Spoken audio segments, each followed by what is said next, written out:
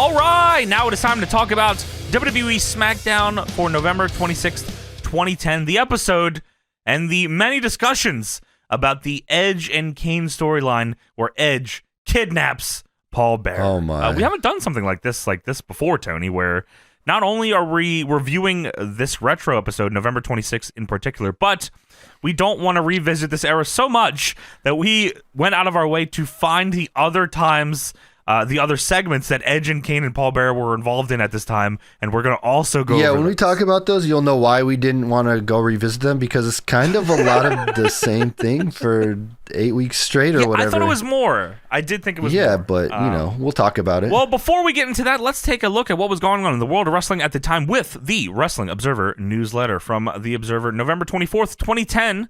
This is a timely one. Well, it's not a great timely one, but it's timely nonetheless. Ernest Miller is one of the people in line for playing the lead role in a biography movie on George Foreman. Huh, okay. I mean, he's bald. Yeah. And they liked him in The Wrestler, right? Yes, I guess so. Maybe he was on his he had to gain 20 pounds for The Wrestler, so maybe he filled out a little more, looked like George Foreman. Why not? Dude, I saw a thing today. It was either today or yesterday where the family of George Foreman came out and said Hulk Hogan was never offered the grill thing first.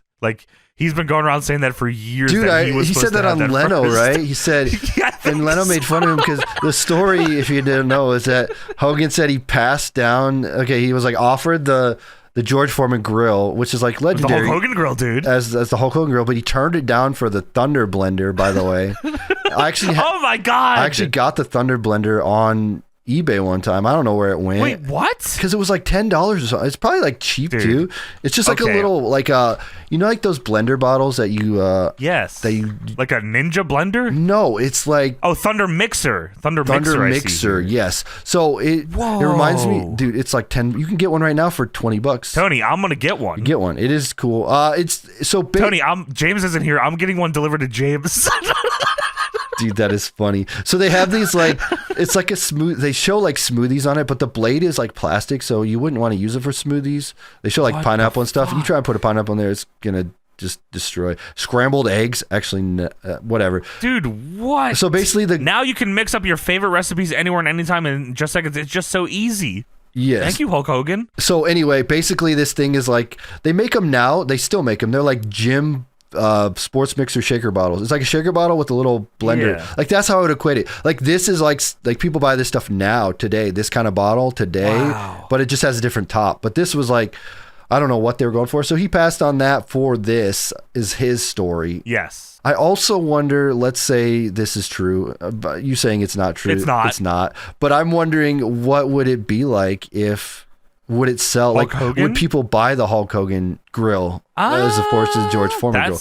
Even of course they would, dude. As good as the grill is, I actually don't like the Foreman that much. I have one. I just don't. I'd rather just cook chicken regularly or whatever. Dude, Deb swore by it. Deb had one growing up, and she said it was fucking awesome. It is cool because it cooks your chicken on both sides at the same time or whatever. That's Hell the yeah, deal there. That's easy. That's that was air fryers before air fryers. My big issue with the thing was the grease that drips out of it, and then you have to try and clean it afterwards, and it's I just drink it. Just put it in a little cup. Oh yeah.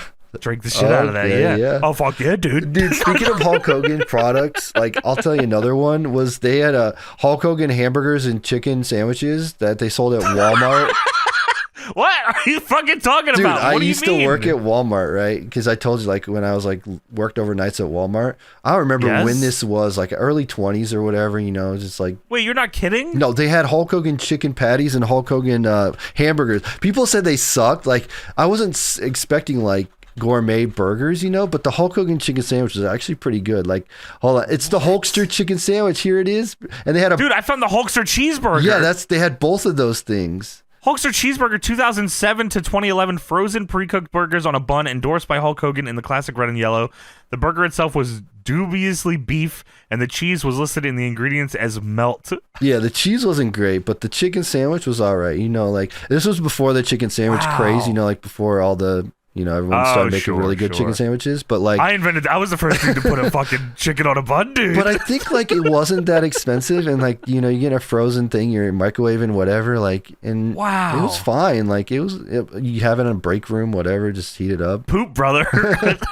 Yes, I had one of these things. It was not bad. Damn, not bad. So these could have all been. I mean, he stole that from George Foreman too. Then. Give me the chicken patty, the dude. Burger, yeah. The chicken patty, the burger, all that, yeah. Wow. Cheeseburger, your ass on out of here, dude. I'm going to read this one on here, Tony, because I figured if there was any point for me to bring this one up, it'd be when James isn't here, because I don't want him to be sad. Sean Morley, a.k.a. Val Venus, is not scheduled to return as a wrestler. He was at the Old School Raw TV this past week and was being trained to be an agent. It's more of a tryout to see if he'll make it as an agent right now. He was telling promoters he was going to Europe. So apparently he thought he would be on the most recent tour. Meltzer says not sure if he went for TVs and came back, but he was working indies over the weekend for the NWS promotion and is also back taking indie dates. So no Val Venus. Damn, 2010 Val Venus in WWE. That's rocking. Let's go. I'm gonna try to be as nice as I can on the show because I know a lot of people grew up with 2010's WWE and like that's like near and dear to your heart. So we will be our best to handle this with the nicest gloves possible. But if Val Venus was wrestling on WWE TV in 2010, I legitimately don't think wrestling should have existed anymore. I think it should have ended. Well, do I have a surprise for you? Don't you can fucking remind me that he's on TNA. I know he's in fucking TNA. No, I think he's not anymore. Was he like early January or something, right? He came in the January 4th episode, right? Or whatever. Yeah, and then he fucking... So he wasn't there at this point, yeah. Beat Christopher Daniels. You know, that you mentioned, he probably got like steez from that, and they're probably like, oh, let's see what's going on with this guy. Holy shit, they heard he's back, and he beat Daniels? Whoa, we should fucking bring him in. Well, Daniels was a big deal. He was going to be the higher power, you know? So, like, he beat the higher power. Let's bring him in and see. No, I bet, like, you know. Yeah, I mean, so, yeah, he was on TNA. I think the last time he was there was March 4th, 2010 Impact. He pinned Jeff Jarrett in an impromptu Falls Count Anywhere match, turning heel in TNA. Then he announced the next day that he was leaving. Oh, okay. Because of the move to Impact on Monday nights, his original plan to wrestle for both TNA and CMLL had to change, and therefore he was done with TNA. So I guess CMLL ran like the time he would have to travel to do. So they probably just paid him more money, right? I'm assuming. Fuck off. So. Yeah.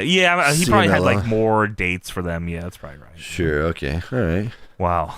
Sucks. Dude, what a shame. That would have been insane. 2010 Val Venus. 2010 Val Venus taking on Alberto Del Rio. Big Show. Big Show. No. Holy fuck.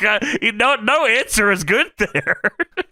Dalip Singh Rana, you might know him as the Great Khali, was sued by movie producer Abdul Aziz Bablu for failure to promote the movie Rama, an Indian-made movie that he starred in. Abdul had been told Khali would stay in India and promote the movie for 2 weeks this month. He claimed in the suit that he paid Khali in advance for his time to promote the movie. Khali ended up doing the Indian version of Big Brother called Big Boss and is yet to be eliminated, and he was supposed to start the promotion on 11/10. The film was released this past weekend, so he wound up not promoting it. Maybe fuck you. Was he filming Big Brother instead? That's why I didn't promote it. I give him the benefit of the doubt on that one, right? So, like, do you know Big Brother? Like, I've only watched I watched the challenge, you know, and like some of those people are on the challenge, but I never watched Big Brother. When you're on Brother, I'm assuming it's the same for the India version, but when you're in Big Brother, like, you have no contact to the outside world at all. So, like, you just live in this house until you're eliminated. And then even then, like, after a certain amount of time, you go to, like, sequester. So they put you in, like, another house until the game is over, and then they bring you back in to vote on, like, who wins. So I don't know where Khali got on this. I would love to fucking watch this now that I've fucking... Dude, that sounds awesome. Yeah, that sounds great. But yeah, he could not live up to his obligations here because he was trapped inside of the Big Brother. That's awesome. From The Observer, November 29th, 2010, Mike The Miz Mizanin cashed in his Money in the Bank briefcase on the November 22nd live Raw in Orlando. I mean, yes, that's what you meant. Beating Randy Orton, who was selling a knee injury from a pre-match attack from his title defense against Wade Barrett. Orton retained the defense due to outside help from a fired John Cena when The Miz came down with Alex Riley and the briefcase. I just wanted to let people know that so they kind of get an idea of where we are in the timeline of wrestling, is that this is the same week that The Miz cashed in and won the WWE title. Which Dude, you also said fired John Cena, which is crazy. Also, what that is thinking over on this company? What are they doing? Shit is going nuts. Take right their now, top Tony. guy away in 2010. Good idea. Good idea. Well, we won't touch on it too much on this because I imagine we're going to watch that episode of Raw eventually where Miz wins the belt. So, but I just wanted to give everyone an idea A little context of where we're at. Yeah. Well, other news here, WWE news, Tony. The television characters released this week were the following: Luke Gallows, Shad Gaspard, Aaron Davis, who is, it says here his referee name was Goose Mahoney. Huh? Goose Mahoney. Like Balls Mahoney? Or is his son? Related? Jillian Hall, Taryn Terrell, and Vance Archer, and Kalen Croft. Most, if not all, were told they were part of budget cuts across the company. Which is funny because Luke Gallows is like, I swear he's on this show or he's on one of these episodes standing in the back. Yeah, so Vance Archer, they should have kept that guy around. I thought he was cool. Like, but they made him cut his hair. Like, he came in and like, yeah, your hair kind of stinks. He did shit ass nothing in WWE, which, I mean, again, I don't know if that's his fault, but like, it's probably better for him because then he got like a cool New Japan run out of it. No, became, like, yeah, it's fine, but like, some dudes got to leave to find themselves. I mean, fucking McIntyre is on this era, and then you see what happens with him. I just feel like they didn't like they have him come in and like, you cut your hair right now, and they're like, they love doing that. Excuse me, all right, fuck your fucking hair. It's like a test, yeah. This is also, by the way, I want to put this here because Meltzer puts this in here. I didn't realize this happens at this time as well. Meltzer writes, YouTube is not something kind to the Hardys. A new YouTube video showing Jeff and Matt at a diner where they appear to not be in the best of shape.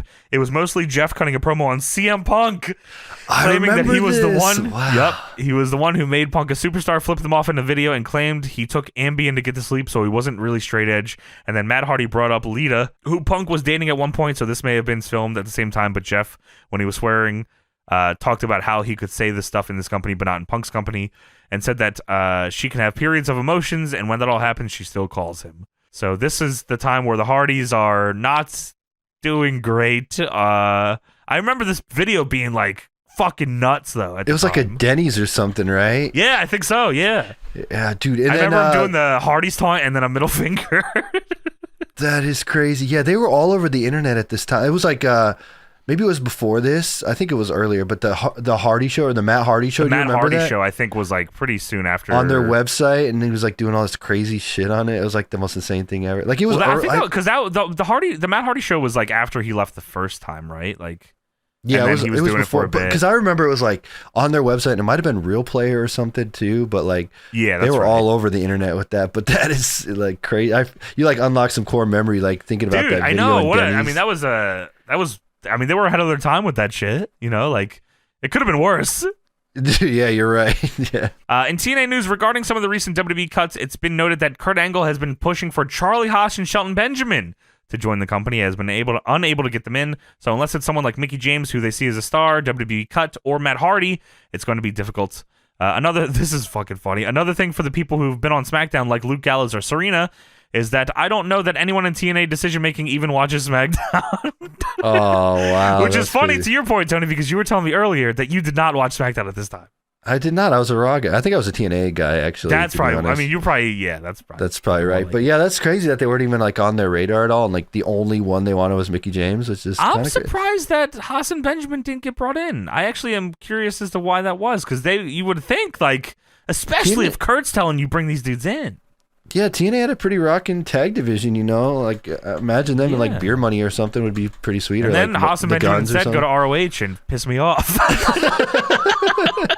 Team Angle and TNA would have been like goated, I think, right? I mean, that feels like it would have been cool, right? Like they joined like the Main Event Mafia or something. I don't know, whatever. Yeah.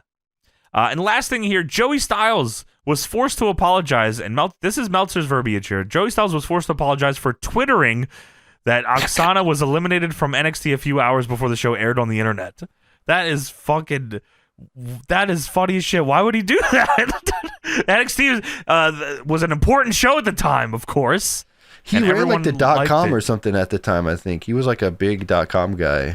He was. I can imagine he just ran to Twitter, "Hey guys, fucking Oksana's gone." It probably wasn't like that. It's probably just more like he probably just thought about it. It was like, yeah, I'll talk about it. Whatever. That's funny though. He just saw the results and decided to announce it before the show aired. Oh, fucking Oksana's gone. That is funny. Luke Gallows got fired. That sucks. But that is it for the Observer portion of this show. And now let's talk about WWE SmackDown November 26th, 2010. Yes, sir, we promise you a great event. Andre the Giant WrestleMania. If you smell, you're fired. Give me a hell yeah. Not the world is watching. Dude, I thought it was The Power is Back. How off am I? The champ is here. Wasn't that it, right? The Power is back, they said at one point. The world is watching. Oh, That's the one. That's the classic. Oh, no, I was thinking of the tagline on the screen. Yeah, you're thinking of the text. Yes. They didn't have any text this time. It was just World Wrestling Entertainment. Yeah. The champ is here. So we're super 2010 out here and starting off hot. We got Pyro starting the show. No intro video for this episode because Kane, world champion Kane, walks out to the ring, and the first voice I hear is Todd Grisham, and I said, "Oh man, I'm in for a great show." Dude, this was insane what I was like getting into here. I don't know when they actually have the full. I guess it's after this Kane segment they have the full commentary team, but yes, okay. I was fucking confused too because I thought it was just Grisham and Matt Striker. Yes, we can talk about that after the Kane thing. Yeah, we'll get there. But this is what was the theme at the time? Let It Roll, was that right? Am I right on that theme? It was Do You Know Your Enemy? Oh, Do You Know Your Enemy? That's right. Do You Know Your Enemy? Okay, dude, wow. Which fucking haunted me. Like, and I don't even like. I'm not even like not like I like Green Day, but this fucking song. I don't know why it made me so mad. Dude, it's not. Yeah, it's not a wrestling song. This is not a wrestling. Do you know your enemy? Fuck you. So Todd Grisham says, we're on the heels of one of the most controversial weeks in WWE history. He says Kane is still the world champion, but so many talking points from his match in Survivor Series. And then he throws it to Matt Striker, who says, well, I'm going to let Kane do all the talking.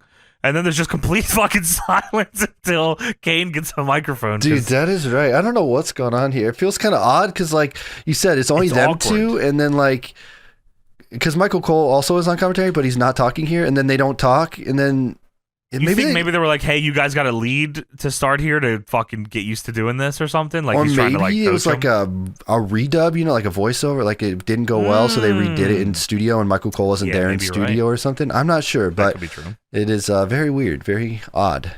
So Kane, world champion here. Kane gets to the mic and says, 2 weeks ago, Edge abducted the one thing that means more to me than the world heavyweight title, Paul Bearer. So that was the November 12th, 2010 episode.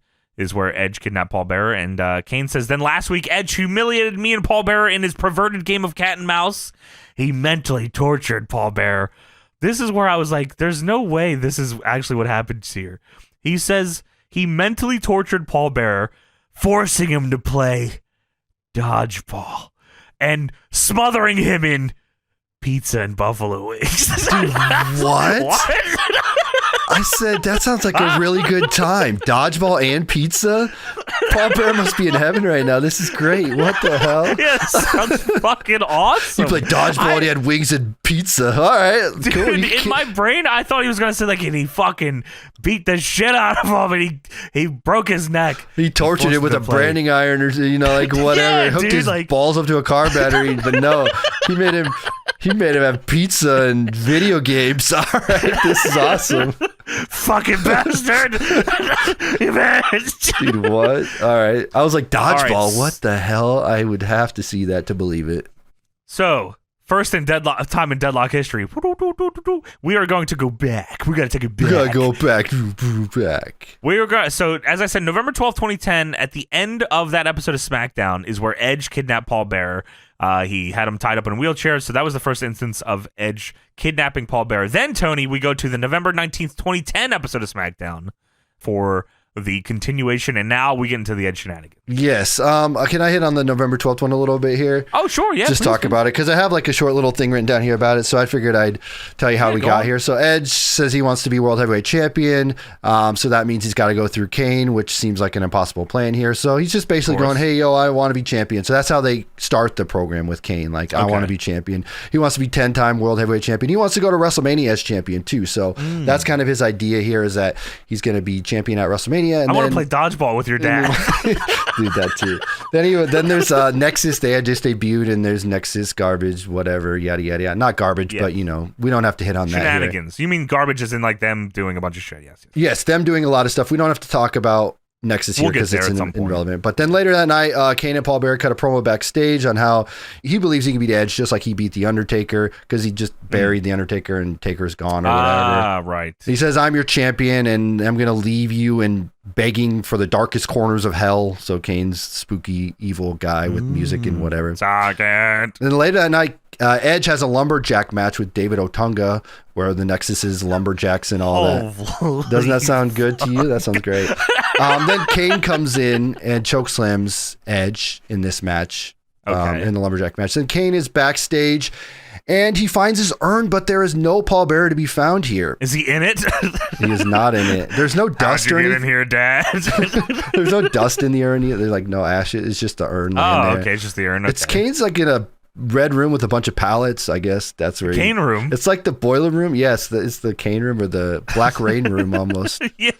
The main event is Big Show versus Kane, and then we see Paul Bear's tied up backstage watching this. The match then goes on for like 20 more minutes after he sees him tied up backstage. I don't know if Kane is not supposed to see that or we're the only ones supposed to know that. Well, there's a lot of that on this show. So Edge wheels Paul Bear onto the stage, and he threatens to push Paul Bear off the stage.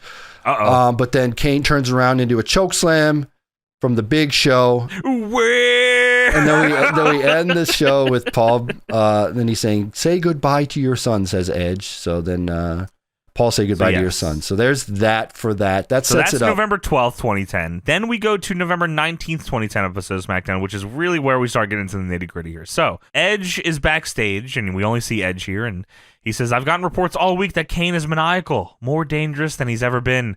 He's pulling his hair out, if he had any." We're in, by the way, this is super like PG era. Like he is there. I mean, because the crowd is full of fucking kids. So like he's working to his audience here. Yeah, exactly. And Edge looks over and says, "What's the matter? You look sickly. You look pale." And it pans out and we see Paul Bearer is tied up in a wheelchair with tape over his mouth. And Edge rips off the tape and Paul Bearer says, Kane, help me. And he puts the tape back over. There's Remember a lot that of line, that. by the way. Remember Dude. Paul Bearer screaming with tape off? And you won't have to fucking remember it. You will be reminded of it ad nauseum. Kane, help me, Kane, help. I don't want to eat chicken. So Edge puts the tape back on and says, maybe Kane would help you if he knew where we were. And no one's ever going to find us. And maybe, just maybe, by the end of the night, we'll go see Kane if you're a good boy. And he said we've had a good time this week. This monster truck rally at the beach volleyball game. It's been a barrel of laughs. But I have more ideas. And he looks over and sit next to them is another wheelchair. And Edge says we should have a drag race. So he stole Kane's dad and he's fucking with him. And now he's got to race him in a wheelchair. So Edge gets in the chair and he says, "Ready?" And he fucking super zooms off. He's locked in. He's got his tongue sticking out. He's on fire. And he zooms off in the wheelchair and he crosses the line and doesn't go to TNA, but he does win the wheelchair race. And he wheels back over to Paul. He says, "What's the matter, Paul? Didn't like that game? Said you want to play another?" This was weird. I don't know if you noticed this one, Tony. He leans into him and he says, "Trivial Pursuit or a game of Jenga, maybe?" And he says Jenga and the crowd goes, "Oh!" This is like, did they fuck up dubbing a crowd reaction here, like or was something else going on? on? Yeah, dude, it was. I was like, what? Is there like a Jenga angle that I fucking forgot about? Oh, maybe Jenga. Oh, Maybe holy hungry hippo. Yeah. So then, same episode. We're still on November 19th here. There's a lot to get over before we get to the actual episode again, but stick with us here because we want to give you the full landscape of this shit. So we're backstage with Edge once again with Paul Bearer, and Edge says, "I have to stick and move and be agile." And he's running around the fucking room, and he says, "You can help me with that. You can show me your agility because I have an idea. Don't go anywhere." And Edge comes back with a dodgeball. And Edge says, "You can show me how to stick and move because we're going to play a game of dodgeball." So Edge is standing in this room. Paul Bearer is tied up, mouth covered up with tape, in a wheelchair. And Edge is now throwing a dodgeball in his direction. It's missing. He's saying, a little off. Got to fine-tune this. He throws it again, misses. The third time, he fucking hits him in the body with it. It bounces, and then he walks up to him with the ball, and he bounces off his head a few times and says, "I'm getting closer." Then he lines up again. He gets real fucking fired up, and he beams this dodgeball right in fucking Paul Bearer's head, bounces it off of his head. Ow. And of course, Edge says, "Now that's really using your head." Oh shit! It's like the rap battle guy. Oh. I mean, wow, this is fucking crazy. Dude, well, it gets better. But I wanted to hit on this because I don't know if you saw this, but Kane earlier in the night, before, like in between these segments, Kane just destroys Teddy Room's locker room looking for his dad. So he's just fucking pissed. He's like, and then like on this, they can't find them. They know they're in the building, but they cannot find them. Yeah, that's exactly right. So yeah, they do the dodgeball incident, and then that's using your head. So we're backstage again. Edge is now running around the room, pushing Paul Bearer around. Listen, we had to suffer through this. You all have to fucking know what this is. You need to know. Like, this is the angle. We'll never talk about this again. So he pushes Paul Bearer around the room in the wheelchair and says he's got to get his cardio up. And Edge stops and says, this is causing me to build up a bit of an appetite, though, Paul. And he looks at Paul and says, you look like you can miss a meal or 8, but I have to make sure I'm ready. But I have to make sure I'm ready for this. So I'm going to go get some Pizza Hut. I called earlier and ordered it. I mean, I fuck with Pizza Hut heavy, Tony. I don't know if you're a big dude. I like guy, pizza. I just think that's so funny. Like Edge is hungry. He needs some food. Dude, he is hungry. He is hungry. Also, he's doing his cardio because he's got a big match coming up with Kane. So that's why he's doing Kane, cardio. who is known for running around, of course. So he's got a big hashtag pizza, hashtag sponsored ad commercial break coming up soon. Edge goes to push him again. He looks down and one of the wheels was busted. I don't know if that was on the fly or not, but the wheel is fucked up on the chair. So we're backstage again, and now Edge has Pizza Hut. Edge said he's starting to eat some food, and he says, "How rude of me. I'm sorry, Paul. You must be starving. Let me help you out here." And he grabs some breadsticks, and he says, "All right, let's start with the breadsticks." And he dips them in some marinara, and then he starts painting Paul Bearer's head with breadstick and marinara sauce.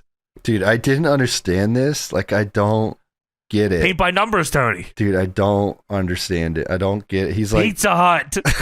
Yeah. Like I get when so then after that he dumps the sauce on his head, the marinara on his head. Did that make sense? Well, he dumps the whole fucking thing on his head. Yes. He's like, "Oh, I think you would like to eat one. Let me put this on your head. That's how you eat pizza and breadsticks." Okay. Well, he's fucking with him, of course, Tony. He doesn't he doesn't really want to feed him, and he dumps marinara sauce on his head, and Edge then says, "I like to skip to dessert before, so maybe some brownies."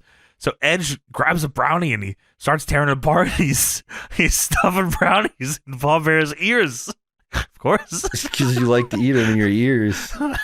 And then Edge says, how about some hot wings? What'd you think? And dude, he grabs the thing. He says, some hot wings. What'd you think? Grabs the thing. The crowd goes, "Whoa!" Huge fucking pop for the hot wings. Dude, nothing like these are probably fresh too. Like Pizza Hut just came out with the wing thing. They were Wing Street for a while. Remember that? Oh, I think they still have Wing Street. They do, but like they were like it was like a new thing in 2010. You know what I mean? Like they were like, "Oh, these wings are let's go, wings and Pizza Hut, let's go, yeah." Drown him in the fucking wings. Stuff him up his ass, Edge. Dude, this is your babyface Edge, by the way. He's the babyface in the angle. So Edge pours the plate of wings all over Paul Bearer, and he's got them all over his stomach, and he stuffs them in his jacket pocket. And he says, "Pepperoni pizza, Paul." And he grabs the pepperoni pizza, and he smashes it on top of Paul Bearer's head. And Edge says, "Much better. I think we're ready to go see Kane."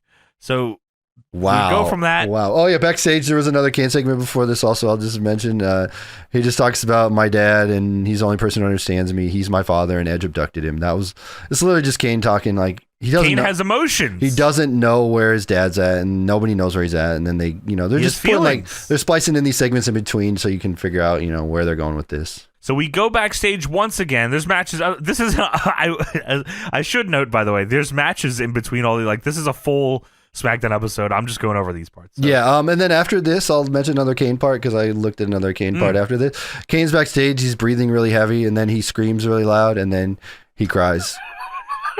It's him backstage going, and he goes, then he goes, and then that's it. That's the backstage segment. He's also hungry. Because they're going through this, Yeah, I didn't get it. They're going through this whole like thing with Kane where it's like he's mad at Edge, and then he's going through all the stages of grief, where like you're angry, and then now now he's at the crying and he's sad kind of thing. What might have actually happened here, Tony, is maybe the fire that was started that burned Kane when he was a child was actually them heating up some pizza. Oh, maybe some wow. That's where it started? Yeah, breadsticks. Like, yeah, Paul Bearer was trying to make Kane a nice pizza dinner, and then he set the fucking house on fire, and then Undertaker fucking also was there. Oh, man. Yeah, that's really what happened. Yeah, flashbacks.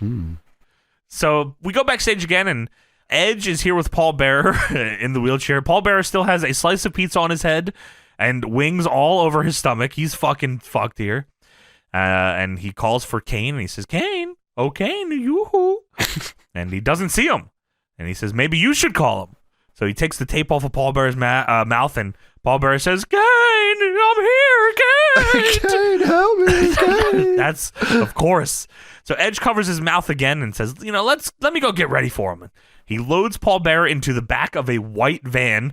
They had like a little loading thing for it, too. I thought that was cute. And then we see Kane running down the hallway looking for Paul Bearer, and he's pushing dudes out of the way, fucking just annihilates one stagehand, face first. This is where I see Luke Gallows, who is, I don't know what he's doing.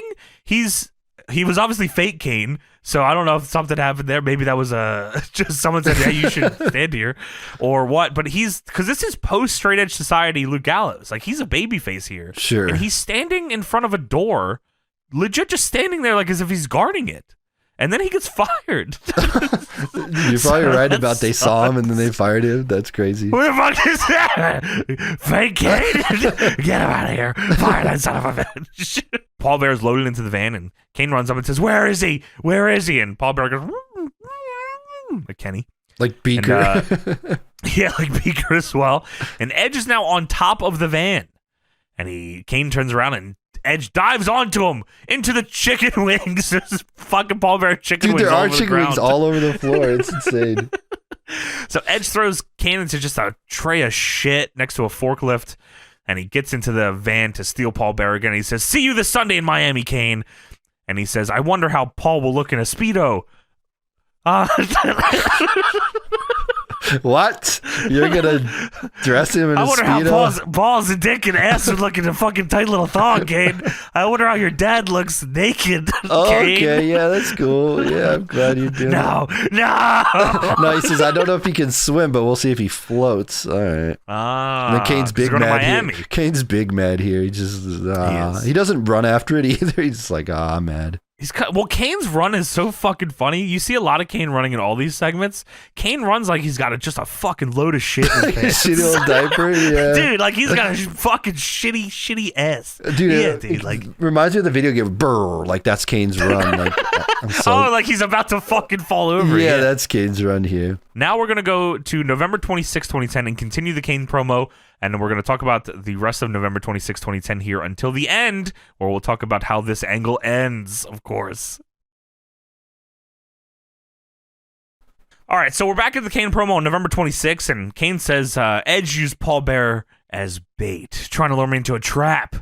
And then at Survivor Series, just when I thought the ruse was up, Edge taunts me with an empty wheelchair, trying to distract me from successfully defending my title. Yet despite all this, I stand before you still the World Heavyweight Champion. Kane as champion feels weird. Yeah, it feels strange here in this era, really. I feel like there's a lot of other guys that would be World Heavyweight Champion at this time. Well, it's also like Kane's character forever, like, it didn't feel like him having a title made any sense. And, I mean, like, fucking, this is like the most unbelievable character assassination I've ever seen in this promo. It definitely. Like, this whole angle is like just destroying. He's a bitch. Yeah, this is terrible. You know how that Survivor Series match ended? So Kane's like talking like, because I was like, he talks about how he retained his title, so he must have like won, fair and square or whatever. So Edge hits a spear on Kane at the end of the match, and it's a double cover. So the ref calls it a tie, and Kane retains the title. Oh my God. And then Edge pushes Kane in an empty wheelchair into a barricade and does a barricade break spot or whatever. Oh shit, he used an OMG Yeah, the moment. OMG moment, but it's a double cover. Like he does a spear and then like his arms on top of Double Kane, but cover. Kane's arms on him, and then it's that's how it dude. goes. And then they continue the angle here. Wow. That's fucking brutal. Yeah, so Okay. he's talking about how he's still world heavyweight champion. Dude, you did not win that with honor. Quit pretending. Yeah, fuck you, Kane. Yeah. Fuck you, Kane. So Kane says, what am I without Paul Bearer? This abduction is unprecedented and it is unlawful. So Kane is now talking about the legalities of fucking anything. He should lawyer up here. I don't know why he didn't get a lawyer and just Dude, he sue should have the Edge. Swagger Eagle for his lawyer. Dude, that'd be awesome. What the hell? So Kane says, I'm willing to not press charges. I'm Kane willing to let pressing this- charges? What is happening here? I guess he's going through the stages of grief. I understood the angle. I can get it, but I still don't get it because it's Kane. Kane says, I'm willing to let this whole thing slide, and all you have to do, Edge, is bring back Paul Bearer. And if you do, I promise not to destroy you. I'm not what you think I am. I'm not a freak. I'm not a monster. I'm not a bitch. This isn't really me. I have feelings. I'm a human being. Deep down, this is Kane. This is saying- character assassination. You said it earlier. Why? Kane says, Why? deep down, I am a warm, caring human being who only wants to be with his family for the holidays. Do not I say love this the next time. No, holidays. don't say it. You can forget it happened, dude. I love the holidays, Kane says. Dude, he I love loves all of Thanksgiving them. and Christmas and Hanukkah and Kwanzaa. Dude, not I even love just New the big Year's. ones. He loves them all. He loves all the holidays. Kane celebrates He the just holidays. wants his father back. I just want And my he- dad. No. Dude, he says, I want my father back. And he says, I have a great family life. No! That's not the story. You just killed the Undertaker. You bastard. Why? So Edge's music then hits. You think you know me. And Edge wheels out an empty wheelchair onto the stage. And he says, hey, Kane, how you doing, big fella? And I was back there and I heard what you said. And like you, I love the holidays. Paul Bearer, he was in this wheelchair a few minutes ago. He's here tonight. And if you want him back, all you have to do is ask. And Kane says, I have been asking. Now give me back my father. And Edge says, whoa, not with that attitude. Where's your manners? Can't you ask me politely? And Kane, it's funny. I don't know if you noticed here, Tony. Kane like almost slips back into like fake Kane voice because he is talking slow and he says, okay, can I have Paul Bearer back? That's funny. And Edge says, you didn't even use the magic word. Everyone knows the magic word. And all the children in the building yell, please. This is that era. It really was the Yeah. kids' era. It But I really was. mean, No, people yeah, listening no. to this probably fucking grew up with this, Tony. No, Like, this yeah, is- no, makes sense. You They bring probably love this angle. They thought that like Paul Bearer getting chicken winged to death was awesome. Dude, Edge was the funniest guy ever in the history of ever at this point. Well, Kane says, can I have Paul Bearer back, please? And Edge thinks about it for a second and says, you know, that wasn't a proper please at all. And Kane says, please again. And Edge says, what? Speak up. And the crowd then starts chanting, on your knees, which Kane no-sells. But they acknowledge it so much that they cut to the crowd chanting on your knees. And I was like, wow, they're going to fucking have Kane beg on his knees for this shit? But they do not. I'm surprised they didn't. Like, as far as they I were thought going Kane with would have went for it. Yeah, why not? Yeah. And then they should have chicken winged him to death. And a big pizza falls on him from the sky. Whoa, that'd be awesome. Like New Blood type Dude, blood, the but Kevin pizza, Nasty, dude, that's exactly like what I was pizza misses. They just drop an abundance of pizzas from the Marinara sky, sauce from the ceiling like blood. and it fucking just hits the floor. I could sure go for a delicious slice of pizza. That's like the code word that Edge says. Oh! And they say on your knees. He gets on his knees to beg, and marinara sauce comes down. And it misses him. Yes. Oh, hell yeah. Now we're cooking. Kane asks for Paul Bearer back once again, and Edge says, that was so insincere. You didn't mean a word of that. See you later. So he turns around and leaves with the wheelchair, and Kane is very upset in the ring, and he's breathing heavy style because he's showing, of course, that he has all these emotions, Tony. Exactly. He's going through it right now. And he's the emotion man. Dude, I don't know who the babyface here is. Are we supposed to root for Kane? Are we supposed to root for Edge? I don't understand it. Also, Edge is like, hey, I promise, like, this time I'll give your dad back. And then, like, he doesn't. And then next time, yeah, you know, I promise. All the time, the entire time. I know. Dude, like, it's like, I promise. This is the one Kane time. Is an idiot. He keeps falling for it. What a dumbass. Yeah. Oh, I promise. I swear. This is it. I can't stop thinking of Kane there and pizzas falling marinara sauce, dude. That's got to be I gotta hit up Pedro. Could you draw the Kevin Nash blood spot but Kane in marinara sauce and some pizzas too, because marinara just looks like blood. So yeah, marinara and pizza, like a pizza on his head. You know, like Paul Bearer. Chicken wings laying around the ring. So up next, I know I'm in WWE 2010 territory, because up next, Kofi Kingston versus Jack Swagger, King of the Ring qualifier. So we are getting King of the Ring qualifying matches on this episode of Raw here. Yeah, SmackDown. Oh, sorry, SmackDown. God, yes. Because it's leading. Sorry, that's where I was confused. It's leading to the 2010 King of the Ring episode of Raw, which is a 3-hour Raw. And you know who was there, Tony? Huh.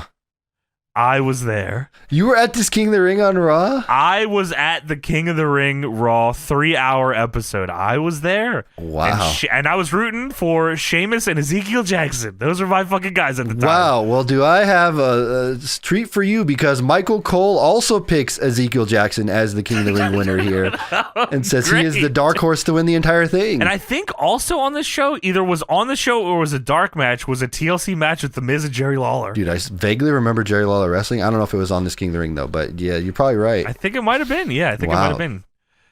Which was, I think, Lawler's like first WWE title match ever. But that is, of course, another. Were they in Memphis? Were you in Memphis? It was a Philly. No, what the fuck? Because Lawler's wrestling in the main event or whatever. Sure, I was wondering just if over, he's baby. There. Okay, yeah, makes sense. But yeah, so we're getting to the King of the Ring qualifier here. Up next is Kofi Kingston versus Jack Swagger, and that is the match we have here. Dude, Kofi coming out to SOS. I hear them shouted. I haven't heard that in so fucking long. Dude, that is like a legendary theme song with the boom, boom, boom and the everything. It's like, oh, I love it. Kofi is great as a babyface here, man. Like, it sucks that the Randy Orton stuff didn't pay off. I mean, obviously things fucking work out tremendously for Kofi. Stupid. But like, he's a good hand here, man. Like, he's fucking really good. Dude, his career is he's over too. It's surprising his career is he's got such a long career. Like, he never left WWE, right? He's been in ever since he came in. He's been there the whole time. Yeah, that's crazy. What a legendary career. His tenure is nuts. So this is where Michael Cole starts chiming in back on commentary, and I'm like, wow, what the fuck? Michael Cole is here. That's odd. This is like the most worst, not like, I don't know who was figuring out this commentary team, but it's like, you don't put 3 Michael Coles on a commentary team, and you have 3 Michael Coles on commentary. You have no color. I guess Matt Striker is supposed to be your color, and then you have, but he's not. He's not color, really. Sounds like hell. Dude, it is my nightmare blunt rotation here, of course.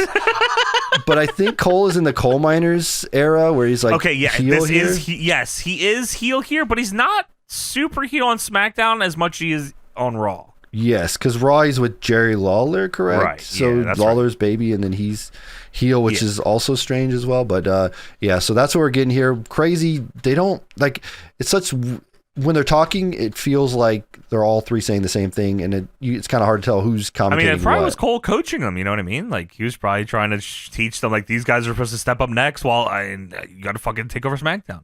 So Jack Swagger comes out, and Jack Swagger has the Swagger Soaring Eagle. Holy fuck. He's back because check 1, 2. He went away yeah. because he was afraid of Thanksgiving was around the corner. Cole says that. He says, I heard the Eagle went away for a bit because of Thanksgiving coming up, but now the holiday has passed, he's back. Yes, that makes sense. I want to let you know, Johnny, that if you want to log on to WWE.com right now, you can see the tail of the tape for the Soaring Eagle versus the Gobbledygooker. Right. So just figured I'd let you know about that. I'll definitely fucking do that. Dude, there's one later on in the show that is a funny, like, social advertisement that I okay, all right. So we start the match here. Swagger takes down Kofi with a takedown for a 1 count. Swagger's trying to out-wrestle him. They give this match time, too, which I was also surprised by. Dude, they gave it a lot of time here. It was like, I think it was almost like 15, 20 minutes, it felt like. Dude, it felt like it too, and I didn't dislike it. They didn't do anything like knock it out of the park, but it was super solid stuff here. Of course, the story here is that Kofi tapped out to Swagger's ankle lock at Survivor Series in the Survivor Series match, I believe. So he might be a little smarter now that he has experienced the ankle lock. Kofi does something insanely impressive here. This is fucking nuts. He is laying on his back, and he rolls himself backwards over the bottom rope to the floor to like get away from Swagger. That was like, dude, that was insane. One of the most athletic things I've ever seen. How he did not blow his shit trying to do that, and it did it like perfectly. He always did shit like that though. But I was like, wow, like that kind of body strength is fucking crazy. Yeah, and to not get hurt doing it is like insane as well. Also, like not twisting your ankle or something. Yeah. So back to the match. Swagger grapevines the waist to Kofi, and Kofi back elbows out. Kofi ducks a line and hits the ropes with Swagger. Kitchen sinks the shit out of him. Kofi, this is fucking crazy. A couple of these here. Swagger bends Kofi over the middle rope, so like he's bending his back backwards over the middle rope.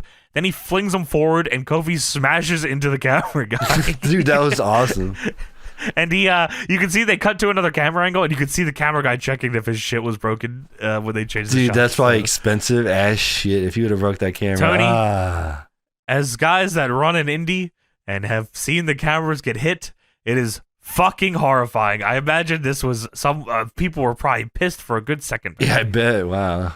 Swagger then rushes Kofi in the corner. Kofi tries for the pendulum kick, but Swagger grabs his ankle, and Kofi's holding on the top rope as Swagger has the ankle lock in, but Kofi rolls through and is able to send Swagger into the ring post, and he fucking hits Trouble in Paradise on Swagger that sounded like an absolute gunshot. Dude, I rewound this like 4 times because I was like, oh, he really got him on that. And then I said, cracked him. Maybe it was just camera angle switch, but no, he does not put his hands up at all, and he just eats the whole Trouble in Paradise, which looked awesome. Yeah. It was like that's a gnarly finish too. I mean, it looked fucking awesome. Yeah, great fucking finish there. The match was fine. Like I said, solid work between these two. I wanted to I was like, fuck, I don't know if I'm gonna like this, but I thought this was solid work. They stuck to the ankle story throughout the match, and Kofi got his all his baby shit in, and the finish was cool, and he fucking laid in his finish, and that's all I can. Down to the end, it was really good. Like down to the stretch with the boom drop and all that. That was good. Yeah, I'll take it. So Kofi qualifies for the King of the Ring. He's the first SmackDown guy to qualify. They replay the finish, and just to let you guys know, from Raw, Ezekiel Jackson, Daniel Bryan, Sheamus, and John Morrison have advanced to the or won their qualifiers, and now Kofi Kingston. So we go backstage, and Kane is with Teddy Long in the Teddy Long room, and Kane says, "First of all, Teddy, I want to apologize for last week. I apologize for intimidating you, and I didn't mean to wreck your office. And I'm just asking you, Teddy, man to man, to do what's right. You have to have been close with your father, right?" And Teddy looks at him, he looks down, and he says, "I barely knew my father." Oh, well, I'm so fucking sorry about that, Teddy. Dude, what is the purpose of him saying that? I don't know. Hey, he could have lied. Dude, it's like... Well, I guess the story is he says he barely knew his father, but it didn't stop him from being who he is, and it didn't stop him from reaching the stars. And Kane, looks at him confused. I don't know if Kane was caught off guard by him responding that way or what, but what confused me next, Tony, is you can now hear Edge, and Edge is saying, Kane, and it pans out, and Edge is on the TV in only this room. How the fuck did he do that? Dude, I have no idea how that works. I think when he stopped and looked at him all weird, like you said, I think he was waiting for Edge to talk, and Edge just it was delayed. It was this time and thing. He's Tony, this is taped. They could have fucking No, this is live to tape. They got to get that real reaction from the Oh! Yeah, true. Holy shit, it's Edge on the TV. He's hacking in. Holy fuck. Yeah, how, whatever. Edge TV, right? Or whatever. It was Cutting Edge. Of course, the Cutting Edge. Holy shit, James would love that. Cutting in Edge here. So Edge says, hey, just so you know, I didn't have a dad either. There are a few things in life you can count on, though, like Mother Nature calling. And then Edge sniffs a few times, and it pans out, and it shows Paul Bearer tied up in the wheelchair. And Edge says, and by the smell of it, Mother Nature is really calling Paul Bearer right now. So Paul Bearer shit his fucking pants. He's sitting in a wheelchair, shitty ass, and Edge has him, and he says, if you want to join us, Kane, we're on the other side of the arena by the cotton candy stand, which I hear is very good for constipation. Or maybe he didn't shit his pants. Sorry, he said he's constipated, but he can smell shit from inside Paul Bearer.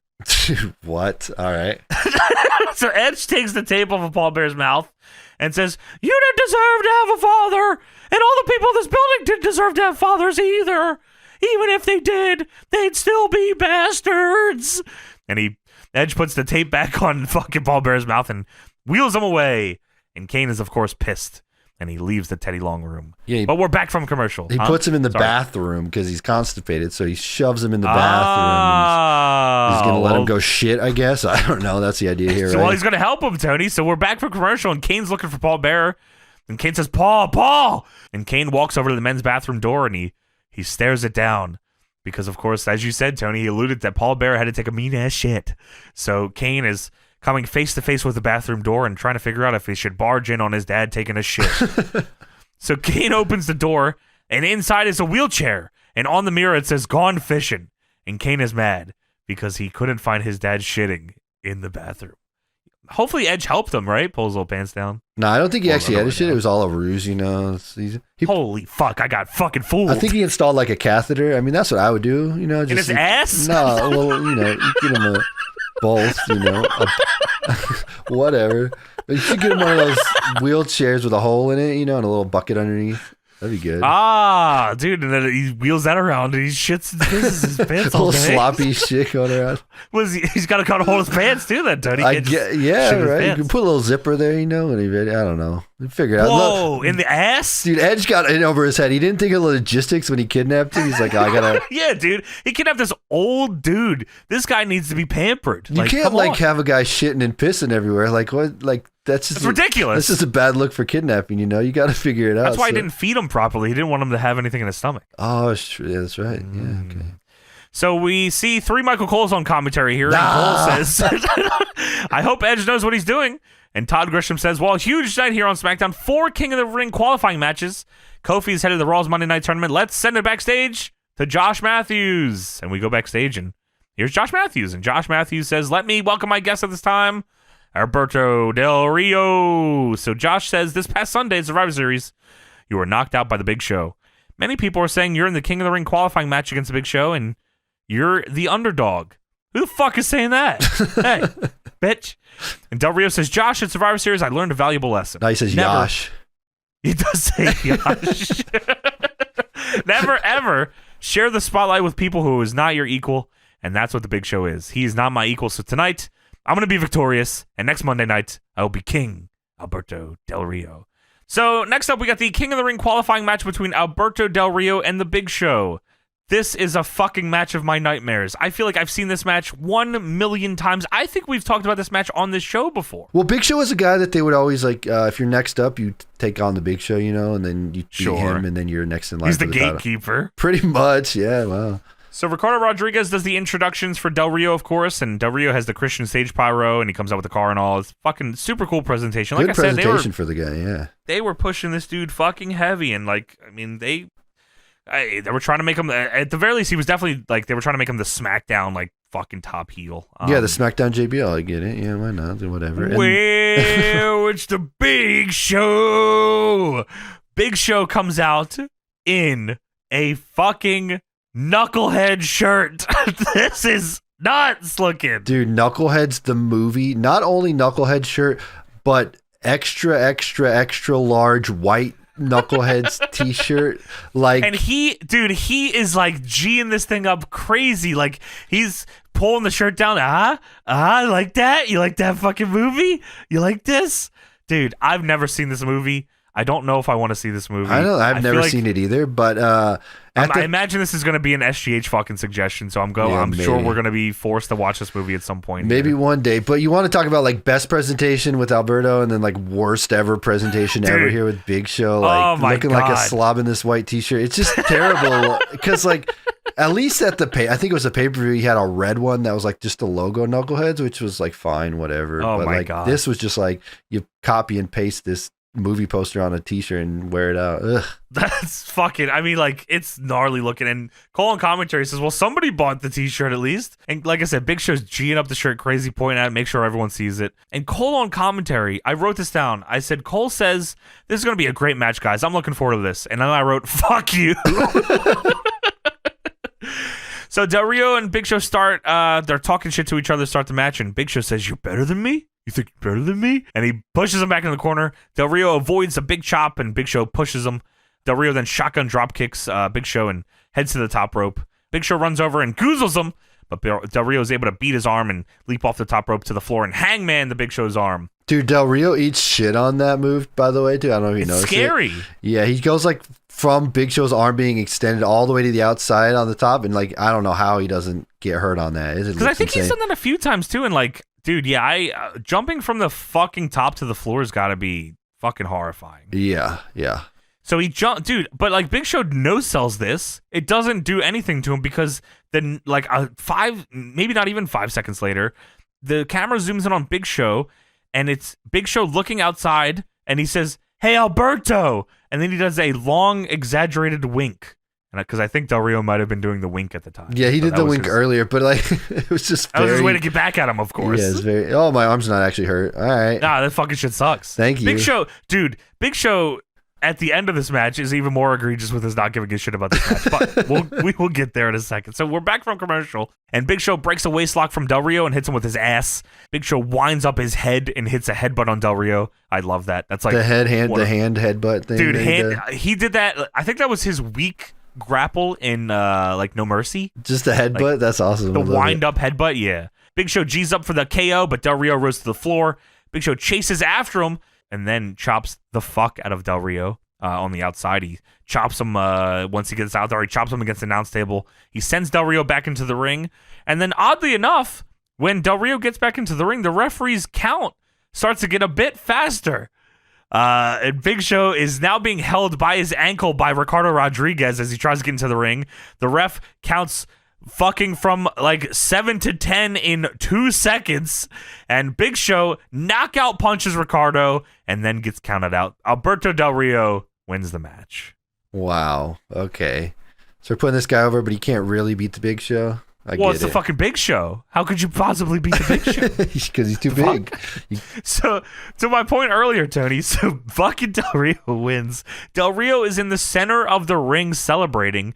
Big Show, big smile on his face, walks around the ring, slapping fans' hands, and just leaves. He does not give a fuck about this. He doesn't care about getting revenge on Del Rio. He doesn't care that he lost. He just celebrates. Knucklehead is out in theaters. Please go watch it. Dude, please watch Knucklehead. Somebody watch this movie. Come on. I could not believe how, like, what the fuck? Like, well, he didn't tap or get hit with the finish, really. So, like, whatever. He's happy and he just leaves? Yeah, he's a knucklehead. Did this go to theaters, this movie? He's a knucklehead. It might have been a straight to Netflix or DVD kind of thing. Yeah, maybe you're right. This might have went right to DVD. It definitely didn't go to Netflix. It could have got a limited release kind of thing, where they played it. Oh, it was select theaters. Yeah, that's what it was released October 22nd, 2010 in select theaters and garnered strongly negative reviews from critics who found fault in the film's premise, execution, and cliched tropes. And then the DVD came out November 9th, 2010. One of the people in it, Dennis Farina, called it the most embarrassing project of his career. Oh, man. Damn. Wow. Come on. That sucks. That sucks. I hate that. So Big Show is leaving. He doesn't care. Big smile on his face. And you know who else doesn't care? That's Edge. And no one else cares either because the crowd immediately stops fucking caring. Edge is on the mic and says, "Hey, cut the music. Hey, everybody, up here. We're up here."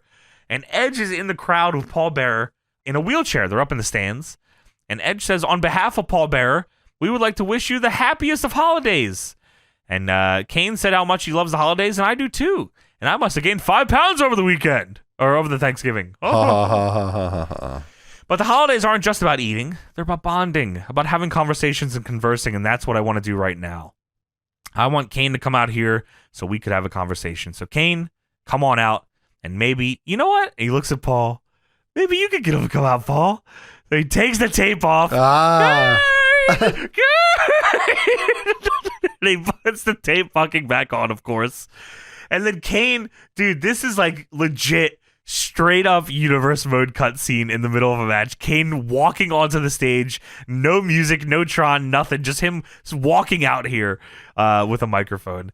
And Kane says, "How dare you?" And Edge says, "How dare I what? Shove Paul Bearer down these stairs?" And Kane says, "Edge, you're cold-blooded, you're a miscreant, and you're heartless, and you're a monster."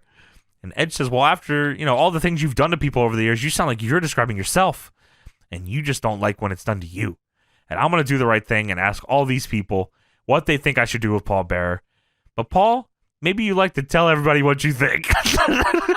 I hate you. I hate you people. Every one of you. I hate all of you. Of course, Edge covers his mouth again and says, well, folks, what do you think? Here's our choices. Should I give Paul Bearer back to Kane? No. Ooh. Or should I shove Paul Bearer down these stairs? Yeah. Oh, yeah, let's go. So Kane says, stop. Okay, I know what you want.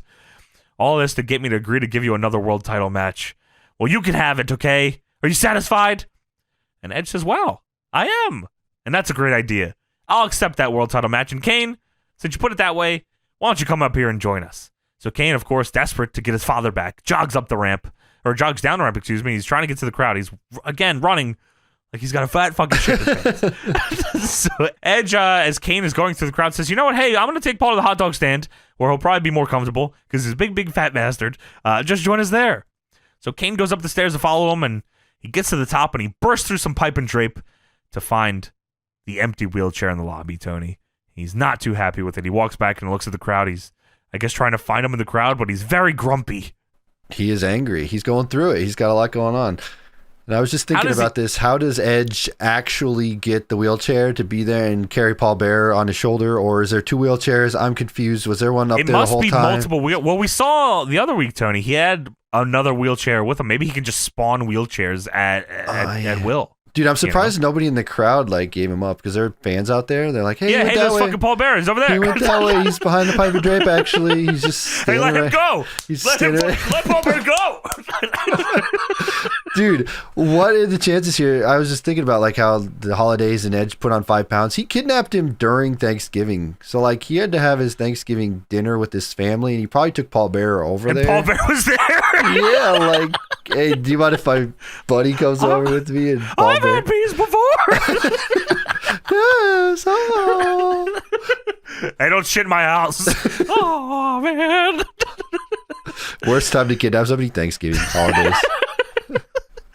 So we go to another King of the Ring qualifier, and it's MVP taking on Drew McIntyre, and we get Broken Dreams Drew theme here. And dude, I'm sure it's been said a lot, but I don't know if enough can be said about the fucking transformation of this dude. Dude, right? Yeah. I still think of when he left and did the Evolve stuff, and I was like, wow, this guy's actually kind of cool. And then it was dude, he fucking left, ate a bunch of chicken and asparagus, and fucking came back and stopped having shitty matches. That's good for him, man. He's still on top right now today. This day. I know. Yeah, wow. And they still haven't brought back Broken Dreams in full, I don't believe. So maybe someday. So we start the match up here. Drew and MVP lock up. Oh, MVP, by the way, also had the still balling. I'm straight balling. North side of balling. South side of balling. It's not as catchy as the other one, but it's still a good song. MVP, cool as fuck here too. I mean, I can see, he was over. And another guy who had really cool presentation out of the gate. He had the cool blow up entrance thing. Dude, the blow up thing was awesome. And the entrance theme. And we're way past that at this point, but it was still fucking cool. Just a cool presentation for this guy. So Drew and MVP lock up to start the match. Drew backs MVP into the corner and shoves his face because he's a heel and he's mean. And MVP slaps him and throws him in the corner and starts punching the shit out of him. MVP hits a drop toe hold on Drew and smashes his head into the canvas. And then MVP hits a fucking running shining wizard to the back of the head for 2. I said, holy shit. That was awesome. MVP ground and pounds Drew. The ref has to pull him off. Drew rolls to the apron where MVP baseball slides him and McIntyre goes right to the floor. MVP sends McIntyre headfirst into the barricade, loads him up to try to send him into the ring post, but Drew slides behind him and sends MVP into the stairs, which is where Drew will now start working MVP's arm. So MVP is back in the ring starting to fight back, and then Drew slams MVP's shoulder first in the match for a 2 count, really working the arm here. MVP hits a few clotheslines in the ring, then a running facebuster on the knee cheese, which gave me horrific memories of the SVR games, Tony. I don't know, because you weren't a big online player, right? So no, I did play online. I know what you're talking about. Oh, did you? Okay. Oh, fuck yes, you did. Okay. Do you remember that move in the game? The running facebuster. Yes, I do. I remember that on the to the knee on the 100 overall CAWs. Yes. Yes. Because it's not the Triple H one. The MVP one, I think, was one you could fucking cheese as well. I think. Yeah, with like instant stun him, I feel like, right? I think it would pop him up and he'd fucking be dazed, and then like there was a second where he was supposed to fall to the ground. But you could keep you could do a move off of it. Fucking keep doing shit. Yeah. I exactly remember that. Yeah. Cheese. So he does that in this match, of course. Then he sets up for the ball and elbow, and he hits it, and then he goes for the playmaker. Yes, which we don't need to. You don't need to know what that. I'm like, please, Drew McIntyre, fucking snap his arms off. Just the playmaker, not the other move. Well, Drew counters the playmaker, and MVP punches him a few times. Drew counters a whip into the corner. MVP tries to up and over, but his shitty arm has been getting worked on this whole time, and he falls shoulder first into the turnbuckle. His arm has given out, and he stumbles back and gets hit with the Future Shock DDT, and Drew McIntyre advances, and he goes on to the King of the Ring. Good match though, short and sweet. You know what? Again, I can't. I was expecting worse matches on this show. I got to be honest with you. No, they were like tapped into like, all right, let's just you guys do some stuff here. I guess because it's King of the Ring, maybe they were like, you have to wrestle. Like you have to obviously the bullshit finish of the fucking Big Show match and all, but like you guys have to work a match here. This is King of the Ring. I mean, the angles are trying to get over here, whatever with like these guys, and they're trying to continue their stories from Survivor Series, and then just put them in matches. Well, they have some history built in, based off of Survivor Series and all that. Then they just go out here and work a match and then get your angle over, I guess. It's just, dude, looking at Drew here is like so. He looks like a legit complete different human. Like, dude, he's like just a baby here. I don't know. Dude, he's a yeah, dude. I wonder how old was he here? Let me look. 25 years old here. Wow, dude. Yeah, night and fucking day. This dude. Good for him, man. Dude, that's crazy. Wow. So we go backstage, and Jack Swagger is having an argument with his eagle, and he's blaming the eagle for his loss. He says, "You're supposed to be a national treasure. You're my mascot. You better straighten up and fly right."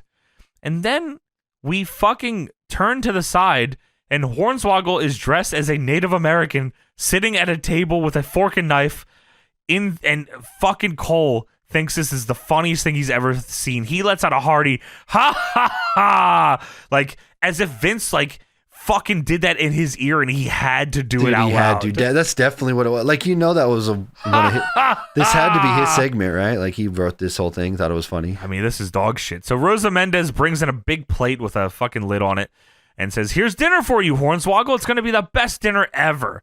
And she unveils a super burnt turkey, and Hornswoggle pokes at it, and Rosa says, "Oh, I may have overkicked it just a little bit. You want some soup? Potatoes? I burned that too. You want a sandwich?"